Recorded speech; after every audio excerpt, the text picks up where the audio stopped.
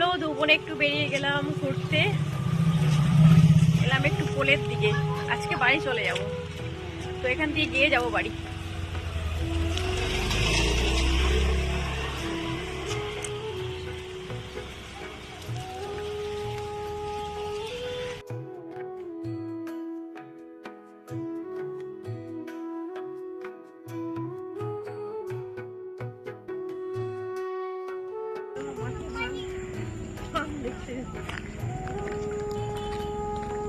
এখন তো ধান কাটার সময়, এখন সবার মানে জমিনে ধান পেকে গেছে, প্লাস ধান কাটাও হচ্ছে। এখন ধান কাটা হচ্ছে, ধান ওঠানো হচ্ছে, সবাই বাড়ি নিয়ে যাচ্ছে। আমাদেরও ধান কাটা হয়ে গেছে, তো এখনো বিলে মানে ওই মাঠটাতে নামা হয়নি, নামবো এখানে গিয়ে। আমাদের ধানগুলো কেটে রেখেছে।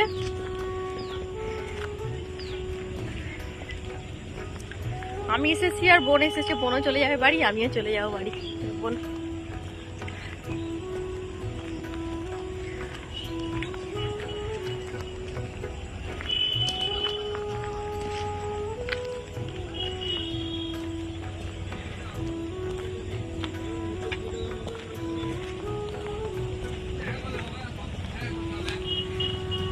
তো বন্ধুরা, ছেলেদেরকে নিয়ে মাঠের দিকে এলাম। দেখছো গোটা মাঠে ধান কেটে বেঁধে রেখেছে, এইগুলোকে আবার উঠিয়ে বাড়িতে নিয়ে যাবে।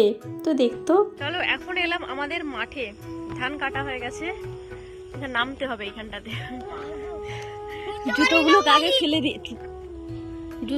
আগে ফেলে দিলাম, তাহলে যাচ্ছে না নামা।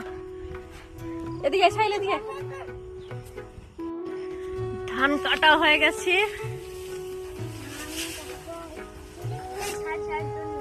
সোনার ফসল, তাই না বলো?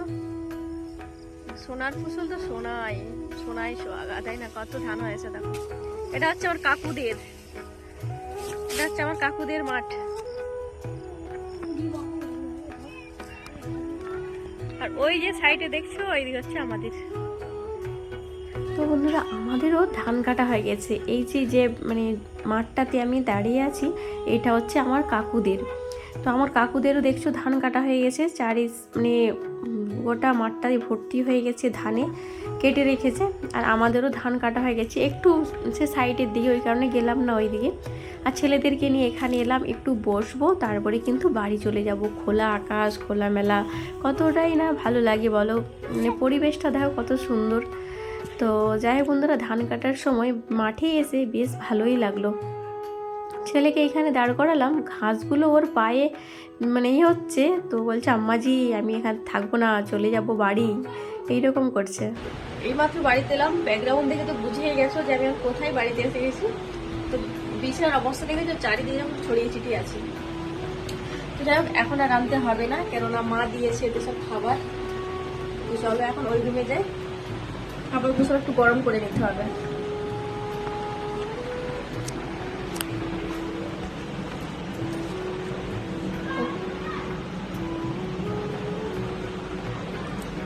তো বাড়িতে এসে আমাকে আর রান্নাবান্না কোনো কিছুই করতে হবে না। কেন বলো তো, এই যে মা দিয়ে দিয়েছে, মানে যে চিকেন কষা হয়েছিল, দেশি মুরগি যে রান্না করেছিলাম ওখানে, তো দেশি মুরগি শুধু মানে বড়মশাইয়ের জন্যেই আব্বা রান্না করতে বলেছিল।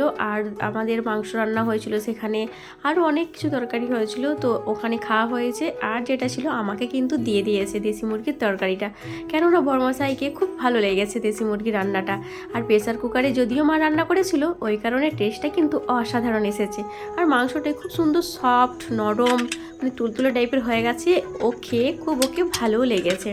আর অন্যান্য দিন তো যাই, কিন্তু যাই না যে সেটা না, কিন্তু যাই। আর এই যে কাজের সময়ে মানে সময় হয়ে ওঠে না, আমাকে ওখানে ছেড়ে চলে আসে। তো যাই হোক, ওই কারণে থাকতে পারে না ওখানে। আর বৃহস্পতিবারের দিন অন্যান্য দিন বাড়ির কাজ থাকে, তখন যাওয়া হয়ে ওঠে না। তো এই সপ্তাহে যেহেতু কাজও কোনো কিছু ছিল না, ও মানে সময়ও ছিল ওর, তো বললাম চলো তাহলে ঘুরে আসি ওখান থেকে। তো ওই কারণে চলে গেছিলাম ওইখানে। তো যাই হোক বন্ধুরা, বাড়িতে আর কোনো কিছু করতে হবে না, শুধু একটু ভাত রান্না করলেই হয়ে যাবে। এই যে এটাতে চিকেনটা আছে, চিকেন কষাটা, এটাতে আছে ডাল, এগুলো সব নিয়ে মা দিয়েছে ওখান থেকে, আমাকে রান্না করতে হলো না। আর শুধু একটু ভাতটা শুধু রান্না করে নেব বলেছিল, যে যে পোলাও ভাতটা নিয়ে চলে যা। দেখো খেয়েছি ওখানে, আবার খাবো রাত্রে, ভালো লাগে না। ওই কারণে বললাম যে আমি ভাত একটু রান্না করব সাদা। মা বলেছিল যে সাদা ভাতও বাড়িতে গিয়ে রান্না করতে হবে না, আমি রান্না করে দেবো, তুই নিয়ে চলে যাবি। আমি বললাম মাকে যে না, তোমাকে সাদা ভাত রান্না করে দিতে হবে না, আমি বাড়িতে গিয়ে একটু ভাত রান্না করব, তো আর করতে হবে না। তো যাই হোক, এই যে ভাত বসিয়ে দিলাম, ভাত হচ্ছে। আর এইদিকে বিছানাপত্রগুলো সব কেমন হয়েছিল বলো, বাড়িতে ছিলাম না 2 দিন, কেমন হয়েছিল। আর এইগুলোকে সব পরিষ্কার করলাম, ঝাড়ু দিলাম, ঝাড়ু ঝাঁটা দিয়ে তারপরে গেছিলাম ওই রুমে। তো ভাতটা বসালাম, ভাত হচ্ছে ওইদিকে। আর এইদিকে যে রুমটাকে পরিষ্কার করে নিলাম, কাপড়ও বেরিয়েছে অনেকগুলো কাপড়, জানো। কাপড়গুলোকে কালকে সকাল সকাল কিন্তু কেচে মেলে দিতে হবে, কেননা চেঞ্জ করে গিয়েছিলাম, ওই সব জামা কাপড়গুলো ছাড়া ছিল, ওইগুলোকেও ধুবো। তো এইগুলোকে ধুয়ে রেখেছিলাম। তো এখন কিন্তু এখনও রোদ হয়নি, প্রচুর সকাল। এখন কটা বাজে বলো তো, প্রায় 6:15 নাহলে 6:10 এইরকম হবে। কিন্তু ছাদে এলাম, এসে এই যে কাপড় জামাগুলো ধুয়ে রেখেছিলাম, তো এইগুলোকেই এখন সকাল সকাল করে মেলে দিলাম। আর রোদটাও এখনও ওঠেনি, চারিদিকে যেমন ধোঁয়া ধোঁয়া কুয়াশা, চারিদিকে ওগুলোকে সব মেলে দিলাম ছাদে। আর আজকে জানো তো, ছাদটাকে পরিষ্কার করে ঝাড়ু দিয়ে দিলাম। বেশ কয়েকদিন থেকে ঝাড়ু দেবো ভাবছি, আর সময়ই হয়ে ওঠে না, মনেও থাকে না গো। ঝাড়ুটা তো নিচে থাকে, তো ওই ঝাড়ুটাকে নিয়ে আসতে আর মনে থাকে না, আবার নিচে যাব, আবার ওপরে আসবো। ঝাড়ুটাকে আজকে যখন ছাদেই গেছিলাম, তখন মনে করে নিয়ে গেছিলাম যে ছাদটাকে আজকে পরিষ্কার করব। বেশ কয়েকদিন থেকে বলছি, আর মনেই থাকে না। আর রুম উপর থেকে এসে ঝাড়ু ঝাঁটা দিলাম, সব বাসনগুলোকে ধুলাম, দেখলে তো কত বাসন, ওই বাসনগুলোকে ধুলাম, তারপর রুমগুলোকে পরিষ্কার করলাম, মুছিয়ে নিয়েছি সকাল সকাল। আর রোদটা দেখেছো, খুব সুন্দর এই রোদ আসছে জানালা দিয়ে, আমাদের ঘরের ভিতরে, আমাদের ছোট্ট কিচেনটার ভিতরে খুব সুন্দর রোদ আসছে। অনেক দিন পর কিন্তু আজকে কুলেখাড়া শাক পেয়েছি যখন, আজকে আর মিস করলাম না। শাক খেতে আমাকে প্রচুরই ভালো লাগে। আর আমাদের বাড়িতে প্রত্যেক দিন তো শাক সবজি হয়েই থাকে, মাংস মাছ হলেও আমাকে শাকটি রান্না করতেই হবে। তো আমার ব্লগে তোমরা তো দেখেছো কেমন রান্না করি, প্লাস শাক সবজি থাকেই আমার একটা, তাই না বলো বন্ধুরা। তো এই যে কুলেখাড়া শাক নিয়ে নিলাম, আর নিয়েছি এটা শুশনি শাক ভাজা করব। কুলেখাড়া শাকটাকে পোস্ত দিয়ে চচ্চড়ি করে নেব। তো চলো, জল আছে যেহেতু ওই কারণে আমি সিঙ্কে নিয়ে এলাম। এখন শাকগুলোকে করে একটু খোলে রাখলে না, খোলে মেলা থাকলে জলটাও ঝরে যাবে, যদি পোকামাকড়ও থাকে বেশ ভালোভাবে পরিষ্কার করে আমি বেছে নিতে পারবো। ওই কারণে শাকগুলোকে এখন ঢেলে রেখে দেবো। এখন কিন্তু বাজবো না, কেননা এখন খাবো, কোনো কিছু এখনও খাওয়া হয়নি। কাজগুলো সারতে বেশ খানিকটাই বেলা হয়ে গেছে, প্রায় 8:30 9টার কাছাকাছি। তো এখন একটু খেয়ে নেব, তারপরেই কিন্তু শাকগুলোকে আমি বাছবো। তো এই যে শাকগুলোকে রেখে দিলাম, রেখে দিয়ে এক সাইডে ভাত বসালাম। আর কিন্তু চা বানিয়েছিলাম, চাটা বানিয়ে খেলাম, ছেলেরা খেলো। বড় ছেলে পড়তে চলে গেছে, ও খায়নি, চলে গেছে না, এসে তারপরেও খাবে বলেছে। আর ছোটো ছেলে ম্যাগি খেয়েছে। আর আমরা চা বানালাম, চা খেয়েছি একটু আদা দিয়ে, লিকার চা। তো যাই হোক, ভাতটা খেয়ে সকালের ব্রেকফাস্ট করলাম করে, আর ভাতটা এখন বসিয়ে দিলাম। ভাত বসিয়ে দিয়ে সবজিগুলো বানিয়ে নিলাম। কুলেখাড়া শাকটা বানালাম, আর কি শুশনি শাক নিয়েছি, ওইগুলোকে পরিষ্কার করলাম। আর এই সাইডে বেগুন আলু ওইগুলোকে বানালাম, বানিয়ে জলের মধ্যে দিয়েছি, এখনও ধোয়া হয়নি। আর এই যে পোস্ত নিয়ে চলে এসেছে বড়মশাই, পোস্ত দিয়ে আজকেই হবে কিন্তু ওই কুলেখাড়া শাক। পোস্ত দিলে না খুব সুন্দর কিন্তু টেস্ট আসে। আদা ছিল না, আদা রসুন আলু, তো আমি আজকে সব কিছু কমই নিয়ে আসতে বলেছি। এই কারণেই আজকে হচ্ছে শনিবারের দিন আব্বা যাবে কিন্তু হাটে। আমাকে বলেছিল তুই কী নিবি বল, আমি নিয়ে এসে দেবো হাট থেকে। তো আব্বাকে আমি বলেছিলাম ফোনে যে আমি কী নেব, তো ওইগুলোই আব্বা কিন্তু আজকে নিয়ে আসবে। তো এই কারণে প্রয়োজন মতোই আজকের মতো শুধু নিয়েছি, বেশি আর নিলাম না, হাটে যদি একটু সস্তা হয়। তো যাই হোক, আর গিয়ে রিনি বোন বলেছিল, রিনি বোন তোমার জন্য আমি আরও একবার দেখালাম এই সাবান, এর আগের ব্লগেও আমি দেখিয়েছি, তুমি জানতে চেয়েছো বোন, তো তোমার জন্য যে দেখালাম। এই যে সাবানগুলো দেখছো না, এই সাবানগুলো দিয়ে কিন্তু আমি হাঁড়ি মাজি। এই সাবান আর এই যে তারজালি একটা দেখছো, ওই তারজালি দিয়ে মাজলেই কিন্তু হাঁড়ি চকচকে করবে, স্টিলের মতো চকচক করবে, আর কোনো কিছু দিয়ে মাজার প্রয়োজন পড়বে না। তুমি একবার ট্রাই করে দেখো বোন। আর সেলিমা বোনও তো আমাকে বলেছিল, কিন্তু কলকাতায় ওই সাবানগুলো পাওয়া যায় না বলেছে বোন, আর অনলাইনেও পাওয়া যায় না। অনলাইনে সার্চ করেছিল সেলিমা বোন, জানো। তো রিনি বোন সময় করে দেখে নিবি ব্লগটা, আর যদি না ব্লগটা দেখে থাকো তো আমি তোমার হোয়াটসঅ্যাপে সেন্ড করে দেবো। তো যাই হোক, আর এই যে পোস্ত নিয়ে এসেছিলো, পোস্তটাকে আমি করলাম, বাটিতে যেটা রাখলাম না ওটাকে পেস্ট করব। তো ওটাকে একটু আবার গরম জলে ভিজতে দেবো, না হলে সর্ষে বললাম, সরি, মানে পোস্তটা না হলে ভালো মিক্সিতে পেস্ট হতে চায় না। আর বাকি যেটা ছিল ওটাকে আমি কৌটোয় এখন ভরে রেখে দিলাম, না হলে ওর মধ্যেই রাখলে না নষ্ট হয়ে যায়, ভরতে আর মনে থাকে না। আর এই যে ডাল করব, টমেটো দিয়ে ডাল, তো প্রেসারে এখন ওটাকে বসিয়ে দেব।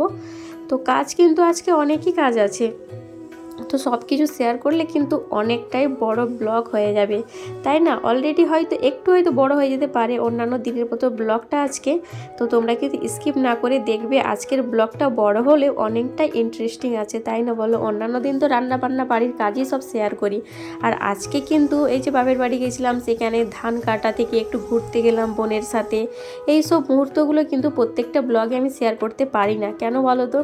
এই যে শ্বশুর বাড়িতে এইখানে থাকতে হয়, যখন বাপের বাড়িতে যাই সেইখানে একটু চারিদিকে ঘুরতে যাই বোনেদের সাথে, তো সেই মুহূর্তগুলো একটু আধটু তুলে ধরি, তাই না? তো যাই হোক বন্ধুরা, বাড়ির কাজগুলো তো সব তো সারলাম, সেরে এই যে সকালে ভাতটা বসালাম, ভাত হয়ে গেছে, আর ছেলেকে খিদে লেগে গেছে, বলছে আম্মাজি একটু ব্রেস্তা করে আলু মাখা করে আমাকে ভাত দেবে আম্মাজি, ছোট ছেলে বলছে। তো যাই হোক, অনেক দিন পর ছেলে বললো আলু মাখা দিয়ে ভাত খাবি, এই যে ব্রেস্তা করে খুব অল্প লঙ্কা দিয়েছিলাম, বেশি ঝাল দিলেও বাচ্চা ছেলে তো খেতে পারবে না, তো ওর জন্য আলু মাখা করলাম। শুশনি শাকের ভাজা হয়ে গেছে, আরও হয়ে গেছে টমেটোর ডাল। তো এই তিনটে আপাতত এখন হয়েছে, আর অলরেডি ভাতটা তো হয়েই গেছে। তো এখনও কিন্তু কুলেখাড়া শাকের চচ্চড়ি হবে, মাংস রান্না হবে, আলু ভাজা হবে, ডিম ভাজা হবে, মানে অনেক কিছুই এখনও বাকি আছে রান্নাবান্না। তো প্রেসারে কিন্তু মাংসটাকে সেদ্ধ করে নিয়েছি, ভালো করে কষিয়ে নিয়েছি আর কি, কষিয়ে আর এই যে ছোট্ট হাঁড়িটায় ঢেলে নিলাম, এই কারণে আলু দিয়ে না, আলুটা মানে প্রেসারে সেদ্ধ করে আমি তেলে ভেজে লাল করে নিয়েছি। তো এই কারণে প্রেসারে যখন নাড়াচাড়া করবো না, আরও আলুটা মানে গলে যেতে পারে, ওই কারণে একটু খোলামেলা জায়গাতে রাখলেই ভালো হয়, তাই না? তো মাংসটার কালারটা এসেছে দেখছো, খুব সুন্দর কিন্তু মাংস রান্নাটা হয়েছিল। তো আরও একবার কিন্তু কষিয়ে নিলাম, যদিও কষিয়েছি আমি প্রেসারে, তো প্রেসার থেকে আরেকবার যখন হাঁড়িতে করলাম, তো হাঁড়িতেও আরেকবার ভালো করে বেশ নাড়াচাড়া দিয়ে কিন্তু কষিয়ে নিলাম, তারপরেই কিন্তু আলুগুলোকে দিয়ে দেব।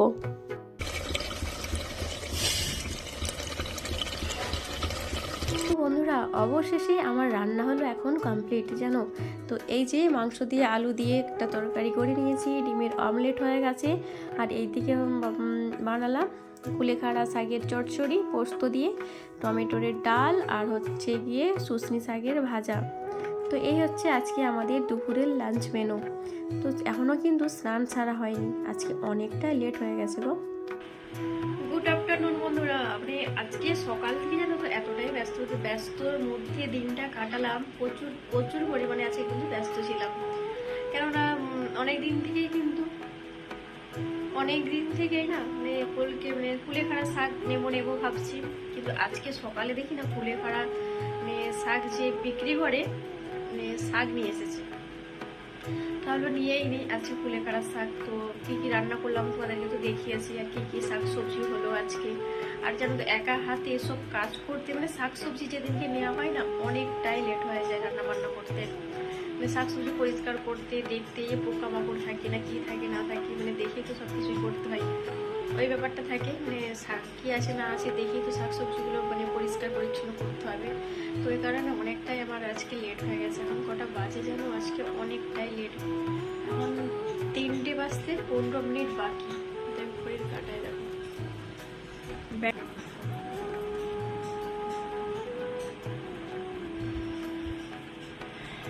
দেখেছো বন্ধুরা, 3টে বাজতে মানে 5 মিনিট বাকি আমার এই টাজগুলো কমপ্লিট করবো, মানে করলাম। তারপর এখন খাবো, এই মাত্র বড় মশাই এসেছে, ও স্নান করছে, উপরে ছাদে গেল, স্নান সারছেও, তারপরে কিন্তু আমরা খাবো, এখনো খাওয়া হয়নি। তো যাই হোক,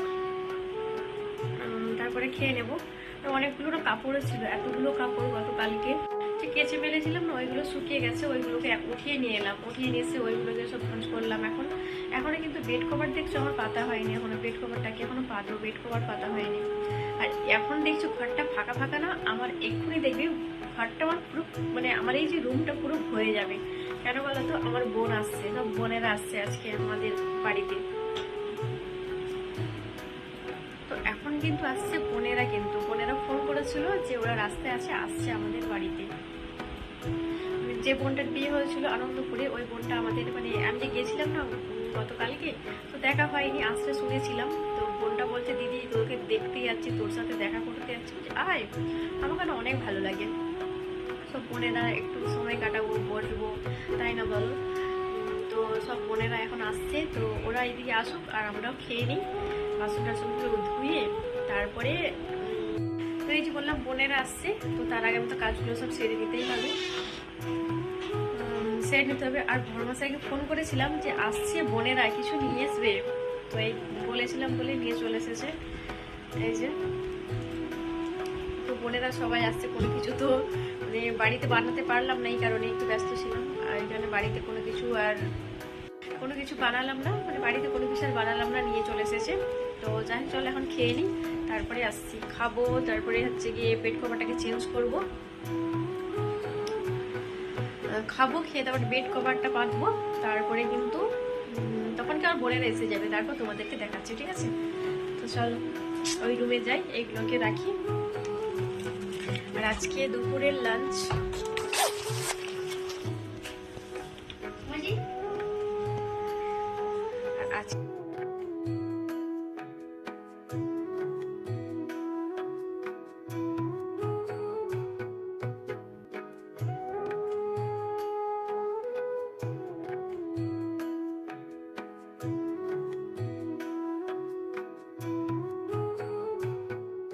বললাম না বোনেরা আসবে, তো চলো বোনেরা আজকে এসে গেছে, চলো সেই রুমে যাই।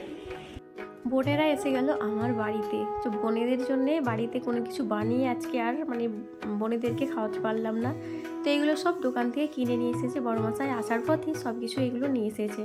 বাড়িতে করতাম গো, আজকে এই রান্নাবান্নার সারতে অনেকটাই লেট হয়ে গেছে, ওই কারণে আর পারলাম না। তো এই যে বোনেরা এসে গেল আমার বাড়িতে, চলো এখন বোনেদের সাথে জমিয়ে গল্প আড্ডা ইয়ার্কি এইগুলো এখন হবে কিছুক্ষণ, তারপরেই কিন্তু তোমাদের সামনে আসবো। তো বোনেরা এসেছে মানে একটু তো গল্প তো করতেই হয়, তাই না? তো বোনেদের সাথে কিন্তু রিলস বানালাম, একটু গল্প করলাম, তো বেশ অনেকক্ষণ ধরে গল্প টল্প হলো। আর সন্ধেও হয়ে আসছে, বোন বলছে বেশিক্ষণ কিন্তু বসবো না বোন, চলে যাবো। বলছি ঠিক আছে, আর বেশি করলেও মানে কেননা সব বোনেরা যে এসেছে বাড়ি যেতে হবে আবার অনেকটাই, ওরা সবাই টোটোতে এসেছে, আবার টোটোতেই যাবে। তো বড়মশাই যেহেতু বাড়িতে আছে, ও হয়তো একটু আমতলাই করে দিবে গিয়ে। তারপরে দেখি না বড়মশাই আর গেল না, কেননা সামনেই আমাদের টোটো ছিল, টোটোতে করেই চলে গেল বোনেরা বাড়ি, আমাকে একা করে দিল। তো বোনেরা এসেছিল, এখন বোনেরা সবাই যে যার বাড়ি চলে গেল। আর এখন আব্বাও এসেছিল, আব্বা এসেছিল আজকে হচ্ছে শনিবার, তো শনিবারে হাটে গেছিল, হাট থেকে আমার জন্য আদা রসুন পেঁয়াজ আরও কি কি নিয়ে এসেছে সব, চলো তোমাদেরকে দেখাচ্ছি কি কি নিয়ে এসেছে। এই ব্যাগটাতেই আছে। বন্ধুরা তোমাদেরকে তো বললাম যে আব্বা হাট থেকে সব নিয়ে আসবে, এই যে টমেটো নিয়ে এসেছে, ফুলকপি নিয়ে এসেছে, আদা নিয়ে এসেছে, রসুন নিয়ে এসেছে, পেঁয়াজ নিয়ে এসেছে, এইগুলো সব। ওনারা তো বাড়ি চলে গেল। আর আজকে রাত্রে হচ্ছে গিয়ে রুটি বানাবো, রুটি আটা মেখে নিয়েছি, আটা মেখে রুটিগুলোকে বেলে এখন সেঁকতে আরম্ভ করে দিয়েছি রুটিগুলোকে। রাত্রে আজকে রুটি হবে, আলু ভাজা, এখন আলু যে ভাজা করবো, এখন আলুগুলো বানানো হয়নি। এই যে বললাম রাত্রে পরোটা বানাবো, তো ছেলেদের জন্যই পরোটা হচ্ছে, আর পরোটা করলে কিন্তু আমাকে আলু ভাজা বানাতেই হবে, কেননা আলু ভাজা না হলে সুজির হালুয়া এইগুলো হলে কিন্তু ছেলেরা বেশ ভালোবাসে খেতে। তো যাই হোক চলো পরোটাগুলো সব সেঁকে নিই, আরও কিন্তু মানে বেলতে এখনও বাকি আছে, মানে একটু আর আছে। তো ওইগুলো আদা রসুনগুলো দেখা যাচ্ছে না এখান থেকে, অন্ধকার, আদা রসুনগুলোকে রেখে দিলাম ওখানে, রেখে দিয়ে আমি এই যে রুটিগুলোকে বানাচ্ছি, এখন আলু বানাবো, আলু ভাজা করবো, পরোটা আর আলু ভাজা। এবার যদি পরোটা বানানো হয় আলু তো মাস্ট করতেই হবে, কেননা ছেলেরা না হয় আলু ভাজা হলে খাবে না ওরা। তো চলো পরোটাগুলো সেঁকে নিই, তারপর আলুটাকে বানাবো, তারপর আলুটাকে ভাজা বসাবো।